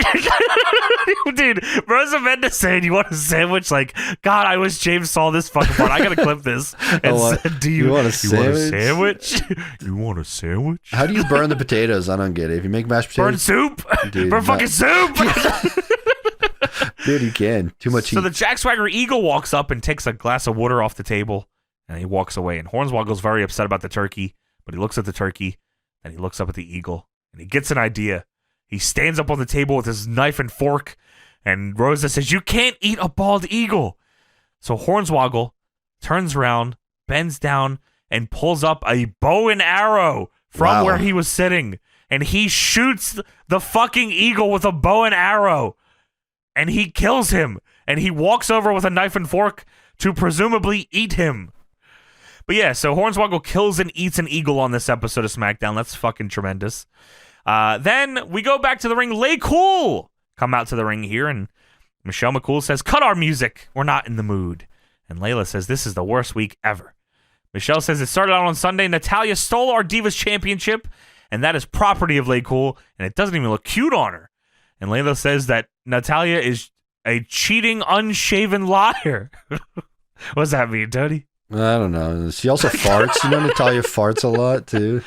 We're not in fart era yet, are we? No, that's later. Okay, but Natalya's she's gone through it, man. She's had a long career too, but she's still there though. Good. Fuck, she's held on, right? Yeah, goddamn. Right. Michelle says, and on Monday she had the audacity to get us kicked out of Raw. Who does that? She is such a hater. Layla says, "Real talk, we hate that show. But today we're in your hometown of Jacksonville, Florida." And Michelle says, "That is true. It is such a beautiful place, and you all look so gorgeous tonight." And Layla and Michelle both look at each other and say, Not. And Michelle says, forget about these people and the divas that want to be us. It doesn't matter. We have each other. And Layla says, we will always be flawless. And then a fucking sound that I have not heard in many, many years goes off in the building. Hello, hello. I said, oh, fuck, that's right. Fucking Kelly, let's fucking go. She's in a wrestler era where she really wanted to be champion, which is cool. She's fucking tapped in, Tony. Yeah, Michelle McCool versus Kelly here. I just think that's the coolest story ever. Like, she's like, yeah, I just want to, I want to be world champion. I think that's cool. I'd like to fucking know how to wrestle. Yeah, that's cool. Fuck yeah, you should. That's awesome. Let's go. So Layla, Kelly gets in the ring. Layla starts spraying deodorant around the inside of the ring, and Matt Striker explains that they have been calling her Smelly Kelly. Ah, yes. Smelly would have been more clever, I think, though. Oh, you're right, yeah. Smelly Kelly. So Layla goes to leave, and Kelly kicks her off the apron. It looks like Layla fucking blows out both of her knees as she lands on the floor. Michelle McCool immediately rushes Kelly, and Kelly rolls her up, and Michelle immediately kicks out. And that's when I realized this match is going to not be very long, because they are going very fast. Michelle hits a snap belly-to-belly that looked pretty cool for 2. Michelle repeatedly knees Kelly in the back. Michelle gourd busters Kelly onto the top rope and then pulls her off of it Faithbreaker style, but Kelly holds onto the rope, so Michelle just dumps her, kind of like a power bomb that looked kind of gnarly. Michelle then I think she was going for a Boston Crab, but Kelly swings through and rolls her up, and of course gets the win because, we're not giving the women time here in 2010. Of course, we're still Divas title era, so we don't. Yeah, they're not really giving a shit. But, I mean, like you said, Michelle and... they could have fucking did something here, but they did not. Because they had 2 fucking minutes. So after the bell, Michelle jumps Kelly, and her and Layla attack her, and Beth Phoenix hits the ring to make the save, and Michelle and Layla must not have heard the music of Beth Phoenix playing over the fucking sound system because they are still beating up Kelly and are surprised when Beth Phoenix starts attacking the both of them. Beth hits the glam slam on Michelle, and that is how we get out of that one. Beth Phoenix is fucking awesome too, by the way. Can't say enough good things about Beth Phoenix, who, probably is one of the reasons why things, kind of were changing. The changing of the guard from the Divas Championship shit. Yeah, exactly. Tonight, Rey Mysterio versus Cody Rhodes in a King of the Ring qualifier match, which will, of course, be our main event of the night. And I believe it is time for our main event, Tony. Let's go. We are in the dashing Cody Rhodes era here with the mirror Minitron that fucking kicks ass, and he's got the mirror on the back of his jacket. Dude, good gimmick there. And good great t-shirt. Fucking gimmick. I love this run. This dashing run into undashing, that was sick as... I enjoyed this thoroughly. The Intercontinental title shit he was doing, this Cody Rhodes was sweet. Dude, they even had a little tech here where they had a little camera on the stage, and then they'd show it as a mirror on the Tron, awesome. Which I don't understand how they did, but it was cool. And he's it's complete, like you're talking about Drew McIntyre. Yeah, this is night and day of Cody Rhodes today. It's dude, funny, but it's so weird that this guy is the most popular guy in WWE right now. Yeah, wow, that's fucking nuts. Yeah, he had the craziest glow up ever. So but again, like I said, this run was I enjoyed. Dude, dashing into undashing is one of a legendary transition too. That was cool. So we're about to get this match started, but Alberto Del Rio's music hits, and he comes out again, universe mode style. And I wrote to probably sit next to commentary, and that is what he did. He comes out and he joins commentary. Dude, he doesn't even sit; he just stands there with the headset on. I don't know why he didn't get a chair. Okay, he does stand in front, which I thought was kind of funny. He stands in front of the commentary table with the headset on. He's talking shit. So we get into this match. Rey starts the match by kicking Cody's legs, and Cody counters a whip. Rey slides through his legs, and Cody gut kicks him and sunset flips him. Rey rolls through and goes for the kick to the head, but Cody dodges it because he doesn't, of course, want to fuck his face up. And this whole match is Cody avoiding his face getting hit because he's so dashing. Cody checks his face in the mirror of the back of his jacket, which he forces Tony Schiavone to hold up. Tony Chimmel to hold up. And Rey comes out and kicks him. Rey feigns hitting him again, and Cody runs away. Rey drop kicks Cody into the second rope and goes for the 619, but Del Rio has had enough. He throws his headset down, walks up, and points at Cody and tells him to get out of the position, and then Cody does. He doesn't I thought he would pull him out of the ring. Yeah, he just says, "Hey, Cody, sense. get the fuck out of there." Hey, he's about to 619. You might want to move. Oh, yeah. Oh, fuck, thanks, bro. That's good, of course. You got shit, I didn't see that coming. You got to get your spots in here, though. You know, you got to go to the ring action and get out of the ring again and do your little outside spot. Every fucking match here That's needs good. that. Yes. Whoever agenting just loved that, I bet, right? Probably one guy gave him all the same idea and it was a rib. So Rey runs off the apron and goes for the seated senton on Cody, but Cody dodges it and Rey lands on Del Rio. I like that because Del Rio wasn't really paying attention, so like he got hit with it. It looked kind of cool. That was cool. Yeah, I like that. Cody goes after Rey, but Cody runs into the barricade. Rey leaps over the top rope and kicks Cody back, bumping him into the referee, which leads to Del Rio crotching Rey against the ring post like the bastard that he is, giving Cody the opportunity to pick Rey up and hit the crossroads and get the win. And Cody Rhodes qualifies for the King of the Ring. Del Rio gets in the ring after and he laughs at Rey Mysterio because he just cost him the fucking match. What a piece of shit he is. How dare you? Wow. So we go backstage and Teddy Long is on his phone texting. And when Kane comes in and Kane says, Teddy, I've had it, Teddy. I've tried reasoning with Edge. I've tried talking with Edge, but he won't listen to me. This is all your fault and you're going to pay. And fucking Kane grips Teddy up and he's grabbing him and he's backing him up. And Edge, once again, magically somehow appearing on the TV screen in Teddy Long's locker room or office, says, Kane, Kane. And Edge is now in the parking lot. And Edge says, there's no reason to lose your temper. Because Edge, of course, also somehow can see what's going on in Teddy Long's office to respond from the parking lot.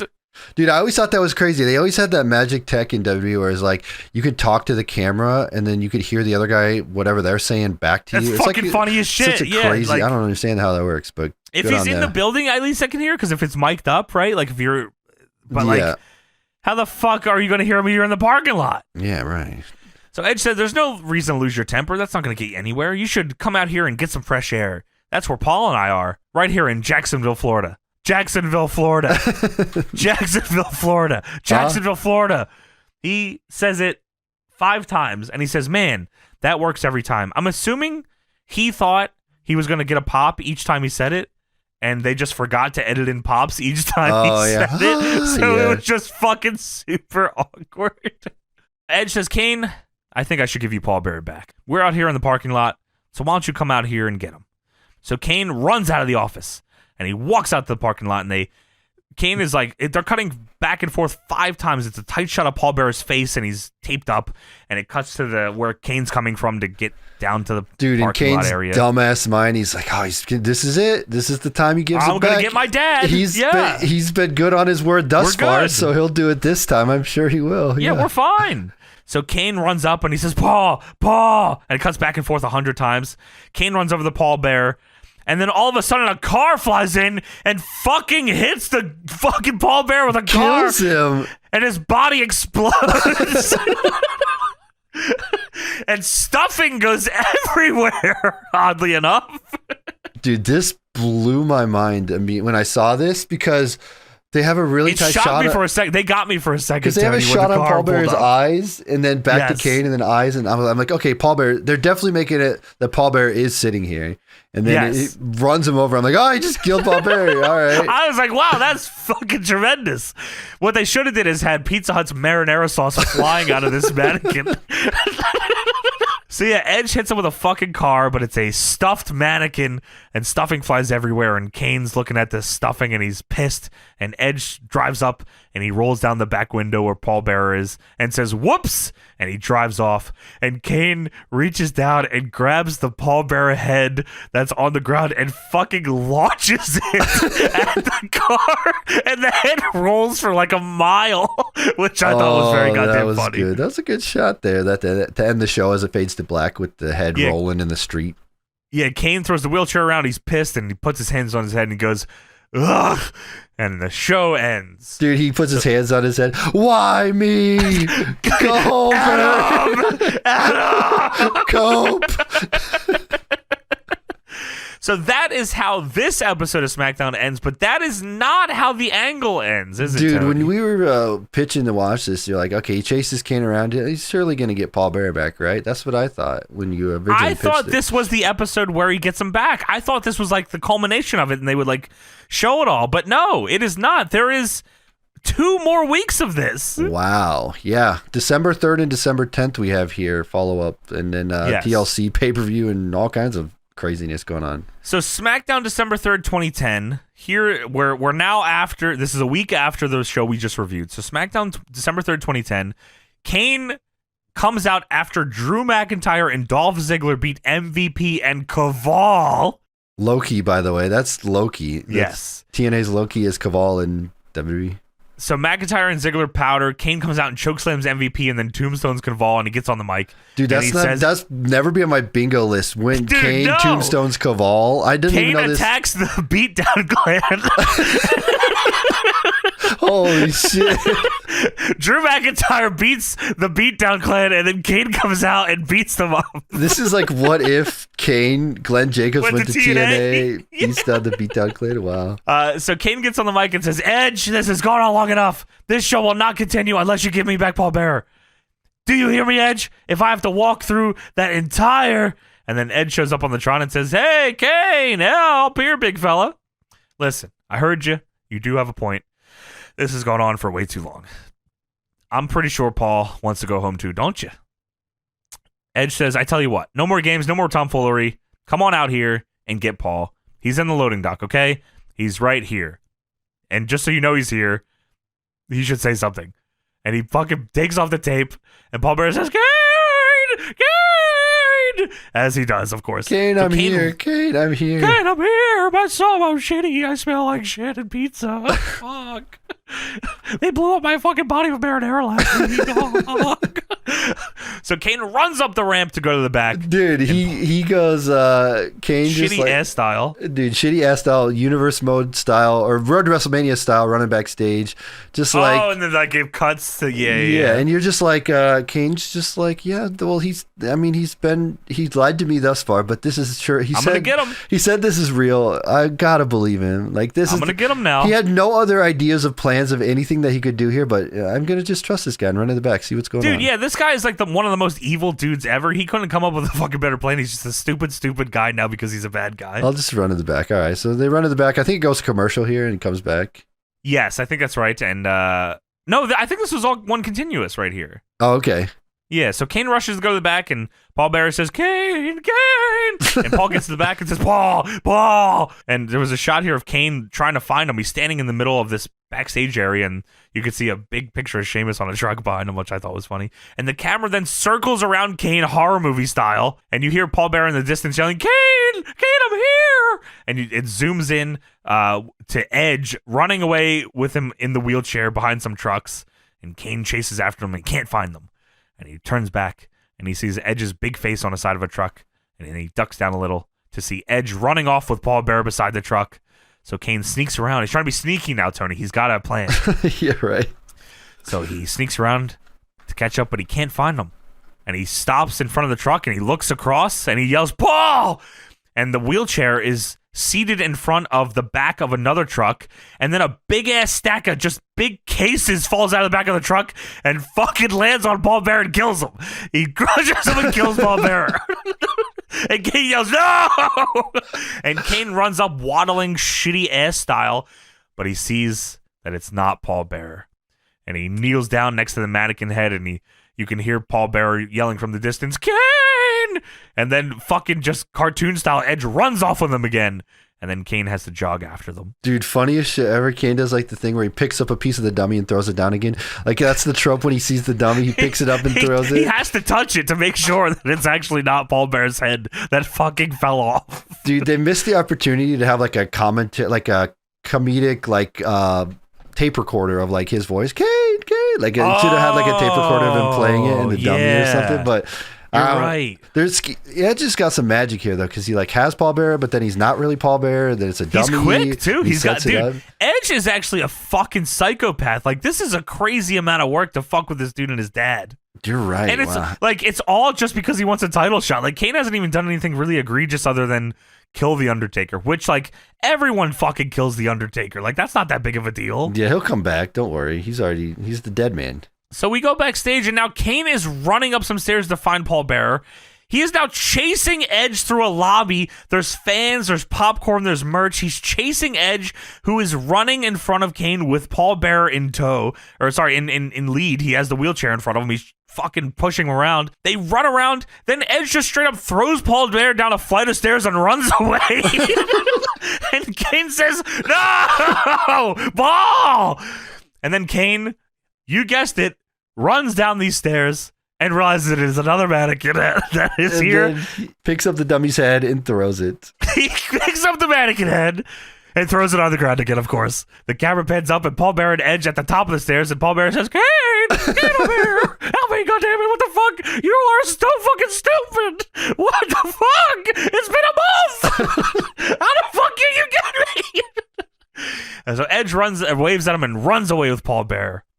So now, on the same episode, Kane has a match with Edge. They're booking a match against each other to determine the stipulation for the pay-per-view in 2 weeks at TLC.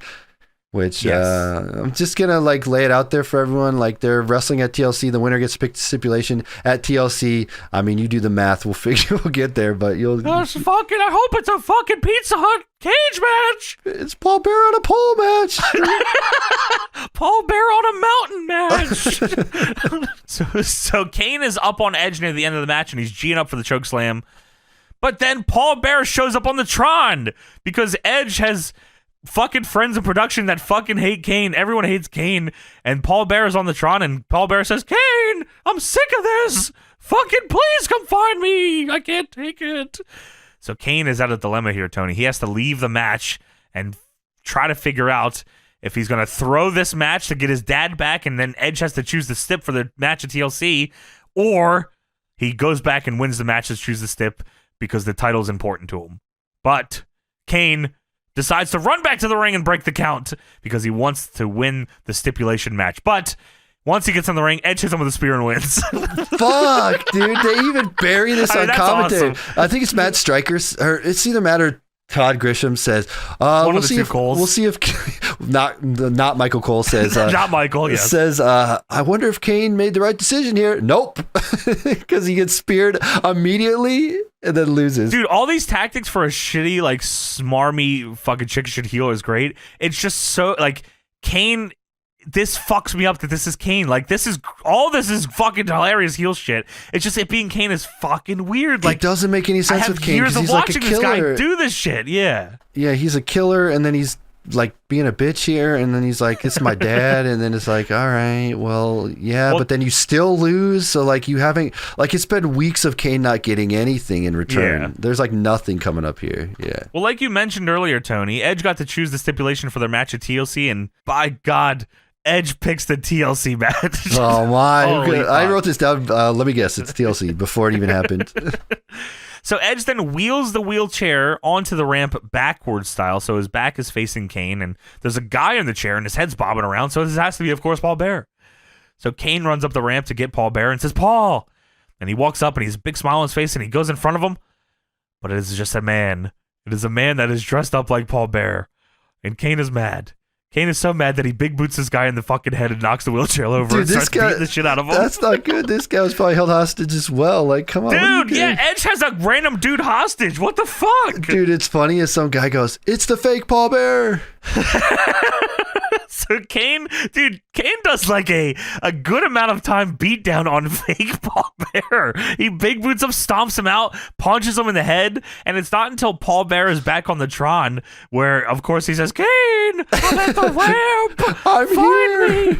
Kane, I've been back here the whole time. I fucking told you this earlier. I can't take it." So Paul Bearer is tied up crazy style on the fucking bed of a tow truck. And Kane, of course, walks backstage again, sees Paul Bearer on the back of a tow truck. Edge gets in the driver's seat and drives away. He steals Paul Bearer again. Kane's mad again. Big mad. Kane is a dumb fucking bastard. Big mad. Falls for it again. Doesn't like even get in a vehicle and try to chase him or like anything. He just like, we gotta. I can't drive. Dude, it's straight out of like. Paul drives me everywhere. This is like straight out of Scooby-Doo. Like, "I'll get you next time, you meddling kids." Oh man, you really got me now. So December 10th, Tony, here we are. December 10th SmackDown. And Kane is cutting a promo. And Kane pleads for Edge to give Paul Bearer back again. And Kane says, "Now I'm begging you. Please, Please. Just please. give my father back. This has to end. I'm begging you, please. One way or another, this has to end tonight, please. So Edge shows up on the Tron, of course, once again, and says, Kane, hey, Kane, up here. This is every fucking week this guy shows up on the Tron and says, Kane, up here. Kane, up here. Hey, Kane, I'm right here. Yeah, all right. Hey there, big red monster. How you doing, big fella? I heard what you've been saying, and it may end tonight, but I disagree. To me, this ends at TLC. And you know what? Look what I just happened to stumble upon. It's Paul Bearer, your dad. And look what else I stumbled across. A steel chair. I am the master of the TLC match, but sometimes with this stuff, you know, if you don't do it for a while, you get rusty. So maybe I should brush up on my skills. And I don't think Paul minds. Do you mind, Paul? And Paul fucking nods his head that he does mind. And Edge says, you know what? I think he said no, so here we go. So Edge lines up the chair, goes to hit Paul in the back with it. He swings, but he stops. He says, wind up was a bit off there. He goes to do it again. He stops, and he says, you know, just a little bit off. It should have been more like this. And he smashes the chair into Paul Bear's back. And Kane drops the mic and once again runs up the ramp, fucking just waddling, the Kane waddle that I've come to know from these episodes so far.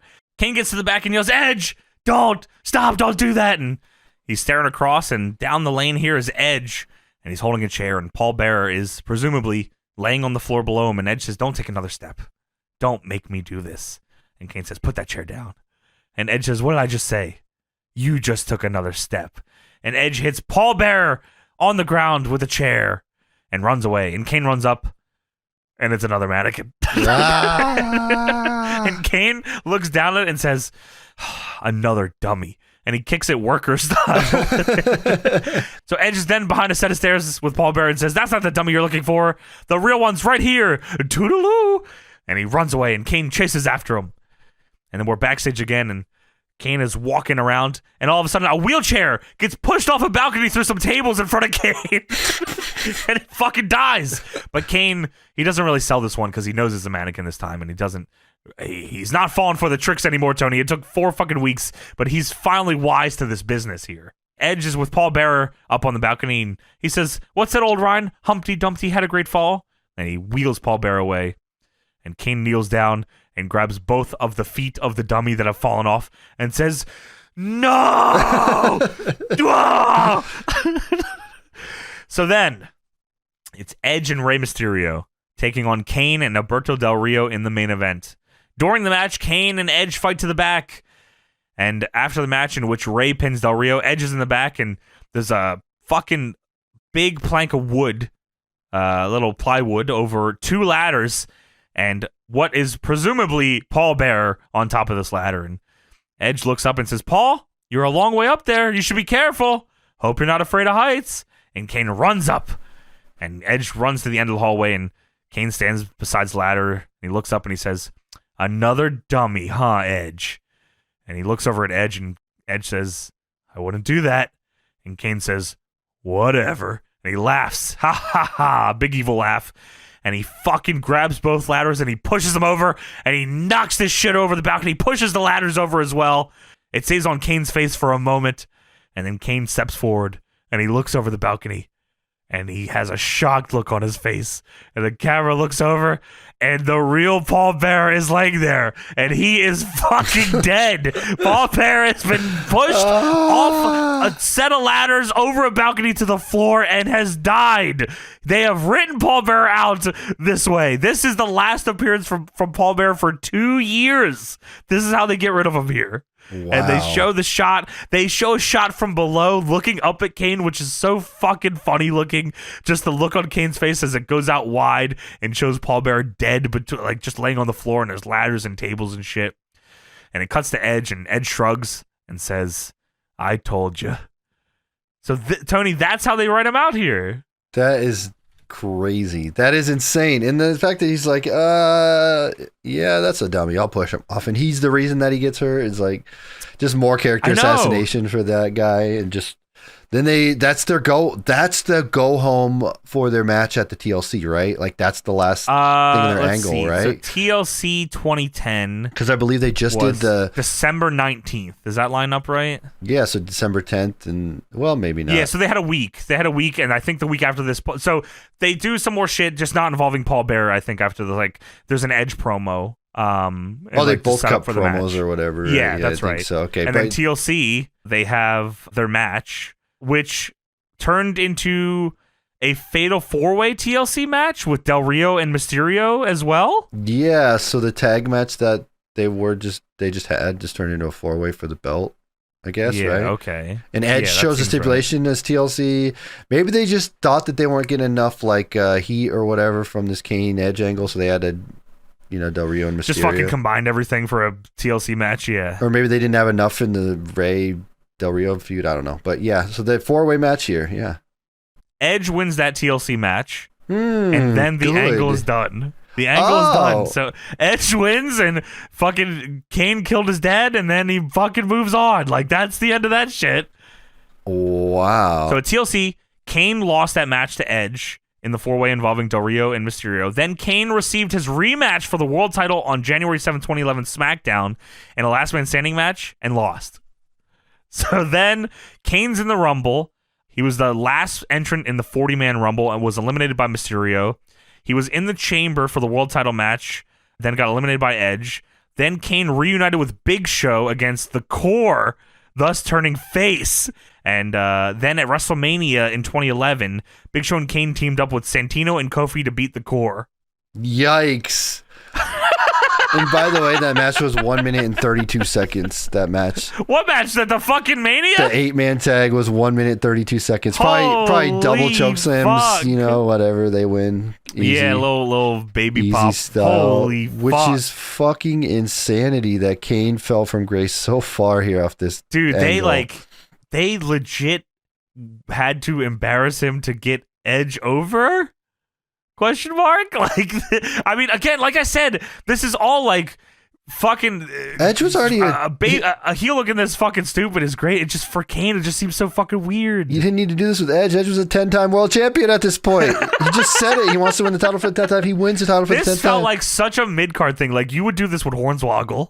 Dude, no, it's fine if you do like this angle, like, oh, I kidnapped your dad, and then next week you get him back or something. Like, whatever. Okay. They did this for fucking what felt like 2 months. 2 pay-per-views. They went through 2 pay-per-views through this angle, which is crazy.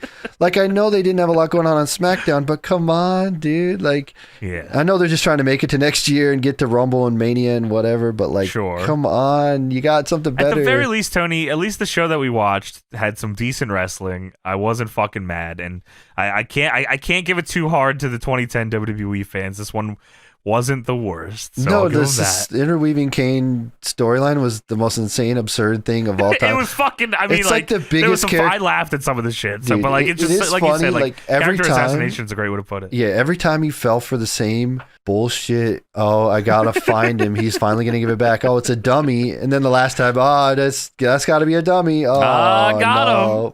It's not a dummy.